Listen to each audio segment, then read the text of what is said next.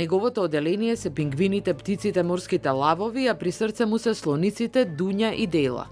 Воја Иванов им е учител, хранител и повеќе го сака нивното друштво.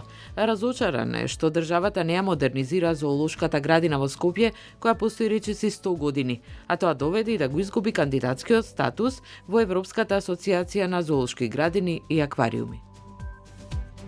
Во овој подкаст зошто разговараме со Војо Иванов, човекот кому тешко ќе му најдат име на професијата, но секако е се што е поврзано со животните. Добре дојде. Добро ве најдов. Која е твојата професија? Да од се по нешто, ама тука секогаш околу животните. По решение сум самостоен зоонеговател, така земам плата. Ама веројатно не само тоа, туку баш се што е поврзано со нив. Некој ќе речат активист за заштита или за можеби благосостојба на животните. Некој ќе речат и поборник и за природа и за екологија, некогаш едукатор, некогаш ме викаат аниматор, а и некогаш само оној со животните, као на пазарче. Во студиово дојде директно од зоолошката градина. За кого се грижиш таму во моментот? Секој од нас има како своја фамилија. Мојата задолжена фамилија во моментов се птиците, односно пингвините, фламингата, шедоу или сенка сум на реонот со морски лавови. Тука подразбира дека имаме и едни макаки мајмуни, имаме леопард, ама мојата стара и прва љубов тамо, од 3 години се грижев за нашите Дуња и за Дела, нашите слоници.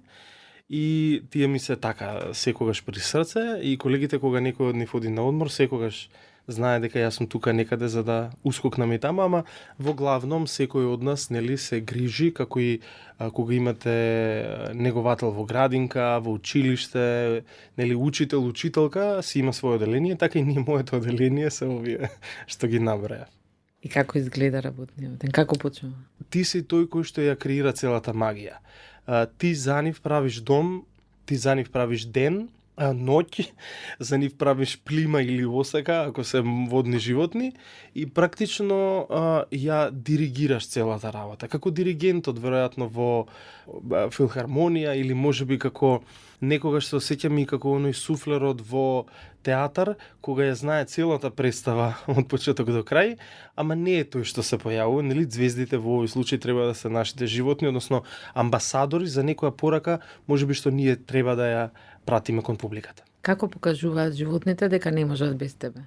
Па не е тоа некој јазик кој што можеби може така лесно да се објасни, но не со секое животно ние може да направиме конекција, да бидам искрен, и не треба. Заради тоа што модерната зоолошка градина не е да правиме циркус од нив, или можеби да бараме тие да добијат човечки особини, туку што повеќе да ги дистанцираме од нас, помалку воајерски, ама се со цел да ги мотивира животните да бидат што поприродни, со нивните природни карактеристики, иако генерацијски веќе многу генерации наназад се родени во зоолошки. Да речеме, пингвините мои, некои 4 генерации се родени во зоолошка. И сега јас влагам внатре со колешката Маја и ги храниме, нели, со риба. Мене ми паѓа рибата од рака и тој ме гледа чудно, демек, сега јас ова од земја да го јадам? Нели, као сакаш ова да го земам од земја? Не, нели, како дете. Во принцип, нели, чувајќи ги во зоолошки градини, некогаш некој од животните покажуваат повеќе афинитет за да живеат со луѓе. Некогаш родителите не се доволно родители заради тоа што не ги научиле тие работи од природата. Но некогаш и природата прави природна селекција. Ние во зоолошките се трудиме да извадиме максимум, па секој една животинче, една единка, се трудиме да ја изхраниме, но некогаш правиме и импринти. Животни кои не се поистоветуваат со својот вид. И тие многу често знаат да не следат нас. Нели, луѓето. Токму тие животни се оние кои што веројатно ги користиме како повеќе за шоу или за контакт со публиката, за некои можеби така поинтересни интерактивни моменти, како на пример морските лавови, кај што нели ние ги велиме бренд амбасадор за својот вид, каде ние им кажуваме приказни кои што се навистина поврзани со нивната природа, биологија, но и како луѓето дури и овде знаат да влијаат лошо на нивната природа тамо во Калифорнија од каде потекнуваат, како би на некаков начин мотивирале некаква емпатија кај публиката, тоа треба да е модерната зоолошка градина. Змијата Жана е славна. А кога би ја пуштиле во природа? Па тешко, она е албино, тоа не би преживеало во природа. Стално кога ќе се вратиме од некој роден ден и велам јас сум за тебе бе Авалон за животни. Јас најдобрите тезги би ги обезбедувам. Се шегувам, ама факт е дека е така. Мојата дејност паралелна со ова, односно моето некакво функционирање и како аниматор-едукатор, некоја измеѓу средина, нема име конзервационист или човек кој што се бори за некаква заштита на природата, односно го промовира тоа преку некаков текст, преку некакво шоу, како и да го наречеме. Ние немаме таков термин, но почна спонтано јас во едно од училиштата во Скопје, во QSI, работев како човек кој што е задлежен за нивниот кабинет по биологија, односно ги одржував и чистев нивните аквариуми, се додека еден ден професорот по science не ми рече: занимавај ги децата, јас морам да излезам на пола сат, едно од детата не му е добро, морам да го однесам до дома. И јас се заиграв веројатно со децава, односно тргнав да им раскажувам за оние моите, за рептилите. Се додека не се врати професорот и рече: "Вау, ја никогаш не сум ги видел волку заинтересирани, веројатно заради тоа што ти не користиш книга, туку користиш живи животни." И ова е супер, ми вели. Дај да го повториме пред целото училиште. И тоа се случи наредната недела за веќе истиот мој настап, веќе да ме букираат за 1-2 такви детски родендени партиз во дворовите, каде... Но тоа го правиш и во зоолошката градина, доаѓаат дечиња од училиштата. Спомена модерна зоолошка градина. Да замислиме дека си директор на зоолошката градина и имаш некој период, 6 месеци. Што би променил и како би изгледала зоолошката градина во Скопје? Си замислуваме само. Нека ми се налутат колегите, сите би ги избркал. Се шегувам, ама да, би ги избркал. Веројатно пола од луѓето кои што се ангажирани во зоолошката, колку и да брутално звучи, постојат луѓе кои што сватив дека не си ја сакаат работата.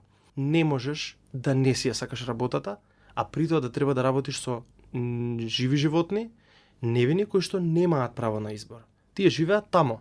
Тоа е исто како да сте учителка во градинка, а да мразите деца. Тоа не оди заедно.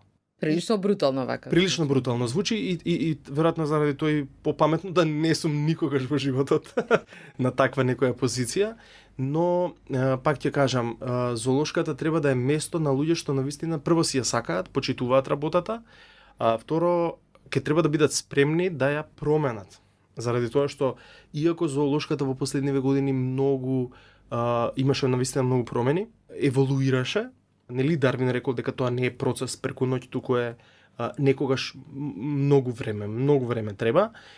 Но Македонија некако многу време изгуби целокупно како држава во таа еволуција и во тој пат некако на кај цивилизацијата на кај Европа. Така и веројатно нашава зоолошка се погуби. 14 години беше во трка да стане дел од тоа европско семејство на зоолошки, се викаше ЕАЗа.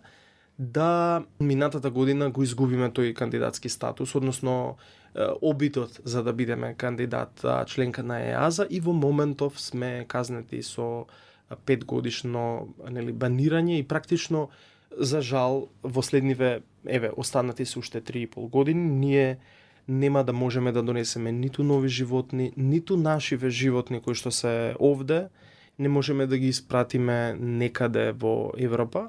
И тоа прилично не лимитира, но пак ќе кажам, веројатно начинот, луѓето и политиката се уште за жал и како многу лошо влијаат на оваа институција. Што треба да се направи, што не се направи, што недостасуваше? Суштината. Ајде да опишете ми ја накратко. Ако зоолошка градина во 930 во Антверп била зоолошка или институција каде луѓето гледале животни за забава, имало дел кој што се нарекувал Human Zoo. Малку луѓе знаат дека во 30-тите години во Белгија, во Холандија, дури во делови од Германија, имало и деца во зоолошките градини, кои деца биле различни од нашите. Нели оние белите, ако можеме нашите да ги наречеме. Па така вие во сликите на историја на Белгија ќе видите дека црни деца, ескими, монголци се увезувале за да бидат дел од живите експонати на зоолошките градини, што во суштина зоолошката на почетокот ја правело да биде ексцентрично место на некакви си екзотични животни или збирка која практично покажувала моќ на големците во тоа време. Трагајки по нешто откачено, ново, нешто екзотично од друга земја, веројатно ги носеле. Сега замислете дека вие немате смарт телефон, немате пристап до интернет, немате телевизија, не сте го ни виделе тоа од другата страна, само некои морепловци раскажале како тоа од прилика изгледа, ама тоа никогаш не било потврдено. И веројатно гладта на луѓето за нешто ново да видат пред себе, кај овие големите и богатите, блудот и развратот донел до тоа да самите си направат една екзотична градина со билки и растенија која во прво време била навистина брутална. Иако и денес некои луѓе стават зоолошката во така побрутални институции, па и ги бойкотираат за воопшто за посета, јас верувам дека мора тие да се променат. Дека не е формата како што била во 930-та, 926 година нашиот, тој е хрватскиот научник Станко Караман, доаѓа погрешка во Македонија заради тоа што во тоа време Балканот страдал од маларија и тој гледал да го испитува и истражува подрачјето, се додека на ниво на Југославија, тогаш на кралство Србија, се формираат некакви иницијативи, претходно исто така некои движења од инфлуенс, како се вели, влијанија од Германија, Австрија да се формираат зоолошки градини на Балканот. Веројатно тој така ја отвара во Скопје 926 година зоолошката градина, но не во ваква, форма, но пак ќе речам, овие 100 години за кратко, за 2 години нашата институција прави 100 години постоење и тоа е една од ретките институции во држава која се уште е жива, функционира. За жал ќе мора да претрпи се уште многу промени за да добие, пак ќе речем, некаков модерен формат, каде ќе биде место за децата да ги мотивирате да сакаат повеќе природа, да почитуваат повеќе животни, со сите околности, климатски промени, многу лоши и штетни влијанија, колку повеќе го правиме животот на децата и нашиот урбан, толку повеќе забегуваме од природната патека и веројатно градината мора да стане едно подсетување како треба да биде човекот посветен кон природата и животните. Значи треба уште многу да се инвестира, веројатно, да нема веќе кафези, да нема веќе нема практично. Да не личат баш така во секој случај, но пак ќе речем животните ајде горе-доле тука имаат квалитетен живот заради тоа што имаат доволно површина, имаме 13 хектари, голем дел од нив го имаат просторот, но конкретната замерка на овие беше дека ние немаме education план, ние немаме план за едукација, ние немаме програми за различни категории на деца кои што не посетуваат. Посетителот наш не излегува со порака. Обично произволно е, самите се излегуваат и некои од мајките ќе ви речат јас ги жалам, овде се затворени, леле видов едни посетители како фрла, мава, рипа, бучни се, гласни се, не сакам да сум им во кожата на животниве, ама при тоа не им давате право на луѓето да излезат со некакво решение за тие проблеми и од друга страна не им давате порака како тие можат да влијаат. Општо, не само на овие животни, туку и на ред други во природата, или можеби да им направите некој мирор ефект, каде самите ќе согледаат некои работи што тие дома ги грешат, а ги прават постојано. Например? Многу луѓе, да речеме, по мене се возат безцелно во својот автомобил. Јас познавам луѓе кои што велат, сакам да свртам крупче низ град, ќе одиме со автомобил. Не користат јавен превоз, не рециклираат, не го фрлаат отпадот на правилно место, не користат локална храна, локални производи. Луѓето денес во зоолошката градина јас правам анализа на отпадот, малку чудно звучи, ама знам да брцкам по кантите, се со идеја да направам анализа што нашите посетители носат кога доаѓаат во градината. Јас се изненадувам што од 20 лименки испиени сода, газирани пијалоци, 10 се енерджи дринкови. Енерджи дринкови кои што се пијат преку ден, се пијат пред деца, некогаш, веруете, јас сум бил сведок, ги пијат и заедно со децата. Секогаш овошје кога носат во градината е 90% банана. Само 10% се јаболки, другите и не ни постојат. Ретко туктек, портокал или мандарина. Но повторно сите овие производи се екзотични. Пола од овошјата што ги спомнуваме, патуваат повеќе од вашите деца, за да таа банана стигне во Европа. Дури и кафето, чија семето, киноа, Се што тоа јадат ништо не е денес, од тука. фенси и модерно, тоа патува пола земјена топка за да стигне на трапезата во ова Скопје. Нели? Не се прави во Ресен, ниту во Крива Паланка. Значи, луѓето не размислуваат дури кога јадат или конзумираат работи на дневна основа. Каде е гардеробата? Ви имате гардероба која што се фарба во Бангладеш, во Виетнам, отворете ги блузите, кошулите, голем дел од нив се фарба, таму се загадуваат реки и се користат деца во нивната Да, употреба. зоолошката градина значи би била прекрасно место да се едуцираат Апсолутно. луѓето и да Така е. барем да научат како да се однесуваат Јас сатам- со животните. Еве, Така е. имаме проблеми со бездомни Животни, апсолутно. Имаме диви птици на така што може околу нашиот простор да ги видиме и да ги нахраниме. Имаме пчели, бубачки. Луѓе не ги ни приметуваат. Јас ставив сандаци со пчели во еден дел од градината, раководителот ми дозволи, ми кажа: "Океј, прави што сакаш, мислам дека ми се свиѓа приказната." И намерно ги ставив за да не да им зборам на децата за медоносните пчели, бидејќи пчелари постојат, затоа ги одгледуваат, ама сите оние приказни кои што тие не ги знаат, дека во Македонија постојат стотици видови на различни диви пчели. Ама тие се оние индивидуални, не живеат во роеви, не живеат како нашите во сандаци, туку самите си прават гнездо и така функционираат. Ама тие да не се, тогаш ние ќе немаме ни зеленчуци. Јас во еден дел од зоолошката имам баш кај пингвините, садам пипер и патлиџан. Секогаш кога сум во градината, ама секогаш тоа се најспонтаните едукативни настани за деца, заради тоа што децата, поготово и родителите, сакаат некаква активност да видат. Некогаш лавот спие, има досадно, го виделе лавот, окей, ќе свртат кругче, ама кога некој човек чечка нешто кај животните, тогаш станува интересно. Тогаш можете да го купите нивното внимание или можете лесно да ја продадете по раката. И јас знам да им речем, па да, садам патлиџан и пипер заради тоа што го користам во моите едукативни часови. Пипер и патлиџан. И тогаш им раскажувам за чија. Ние имаме пингвин што се вика чија, имаме пингвин што се вика киноа, се вика гвакамоле. Се со цел да ги мотивираме да мислат утре кога ќе јадат, како на цигарите, дозволени се, ама се штетни по здравјето, така и ова. Јас би рекол, бананиве се ефтини, ама имај на ум дека секогаш таа банана отпатувала повеќе од твоето дете за да стигне на твојата трпеза. И веројатно пак ќе речам, овие животни се веќе тука.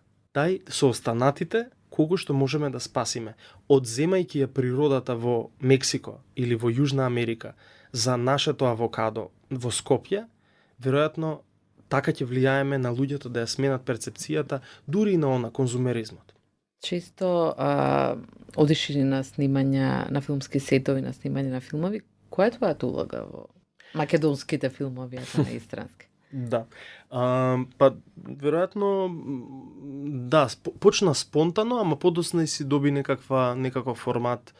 Па сега и на сите тие едиции ме пишуваат како animal handler или човек кој што е заложен за животните во тие снимања.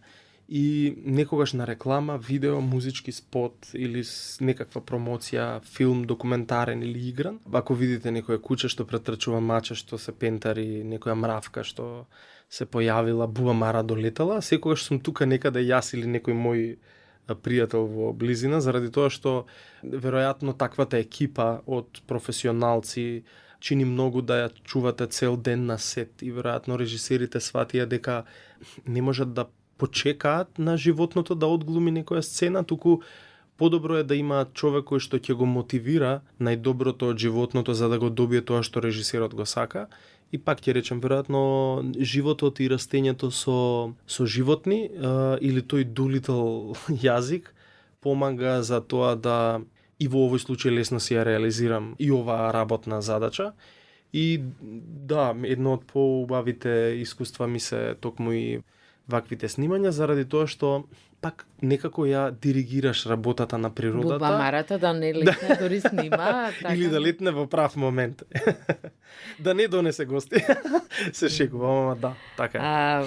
Имаме често проблеми кои не се мали со животни. Дали тоа е повеќе незнаење, несакање да се решат? Еве, последното е со мечките. Нали, пак за пролети, пак има страв дека ќе се симнат во силава тука во Западна Македонија.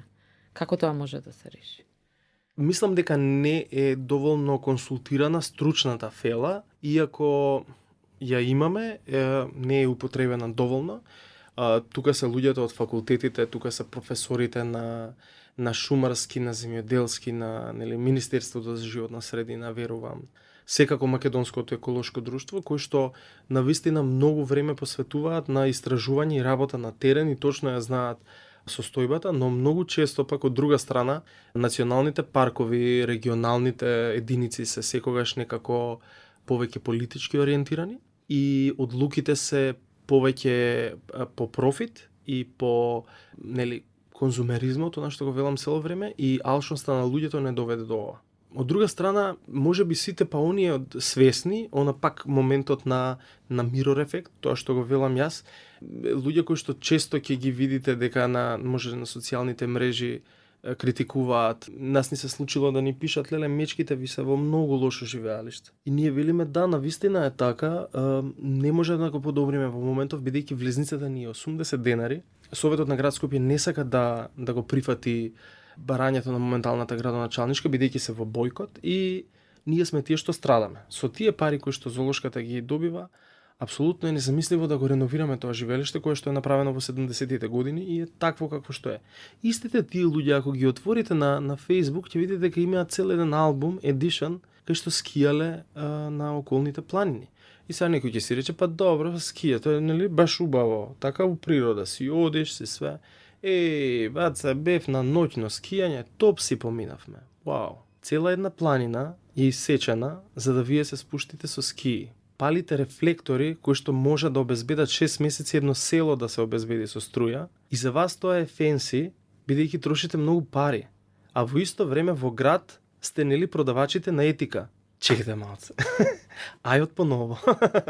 Не може да доручкуваш чија, а да кажеш дека некое животно му треба помош на улица. Можеме да јадеме локална храна, можеме да јадеме некакви јагле хидрати кои што се локално произведени. Ја не викам да не јадеме банани, чија и ја јадам, нели? Ама не секој ден.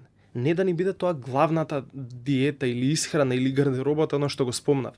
Значи, сите тие работи, пак ќе речам, на дневна основа, кога секој од нас би ги променил, многу работи во светот ќе се променат. Ќе видите. Благодарам за разговорот. Благодарам и на вас. Се надевам дека ќе се слушнеме повторно со некоја нова тема. Исто, и јас се надевам. А вие слушајте не, следете го подкастот Зошто на нашиот сајт Слободна Европа, како и на Spotify, YouTube и Apple. Кликнете на Зошто и давајте ни идеи преку социјалните мрежи кои теми сакате да ги слушате.